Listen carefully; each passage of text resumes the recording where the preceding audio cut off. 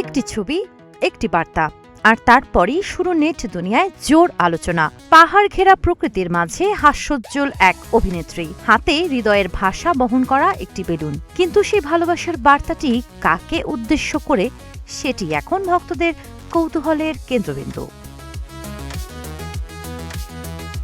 বাংলা ছোট পর্দার জনপ্রিয় অভিনেত্রী সাদিয়া জাহান প্রভা বর্তমানে ছুটি কাটাচ্ছেন নেপালে। ভ্রমণের নানা মুহূর্ত নিয়মিত সামাজিক মাধ্যমে ভাগ করে নিচ্ছেন তিনি। সম্প্রতি ফেসবুকে পোস্ট করা একটি ছবি নিয়ে শুরু হয়েছে ব্যাপক আলোচনা। ছবিতে দেখা যায় প্রভার হাতে একটি বেলুন, যার গায়ে লেখা আই লাভ ইউ। ছবিটি প্রকাশের পর থেকেই ভক্তদের মধ্যে নানা জল্পনা কল্পনা শুরু হয়েছে। অনেকেই প্রশ্ন তুলেছেন, প্রভার জীবনে কি নতুন করে প্রেমের আগমন ঘটেছে?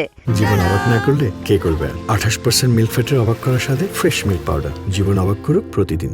যদিও এ বিষয়ে অভিনেত্রীর পক্ষ থেকে কোনো মন্তব্য পাওয়া যায়নি। নেপালের মনোরম শহর পোখারার সারাংকোট মাউন্টেন লজে তোলা একাধিক ছবি শেয়ার করেছেন প্রভা। মেঘ, পাহাড় আর বৃষ্টি ভেজা প্রকৃতির মাঝে কাটানোর সময়ের অনুভূতি প্রকাশ করে তিনি লিখেছেন, পাহাড়ে হারিয়ে গিয়েছিলাম, কিন্তু মুহূর্তের মধ্যেই নিজেকে খুঁজে পেলাম। প্রভার এই পোস্টগুলো ভক্তদের ব্যাপক সাড়া ফেলেছে। একটি ছবিতেই 3000-এর বেশি রিয়াকশন এবং শতাধিক মন্তব্য জমা পড়েছে।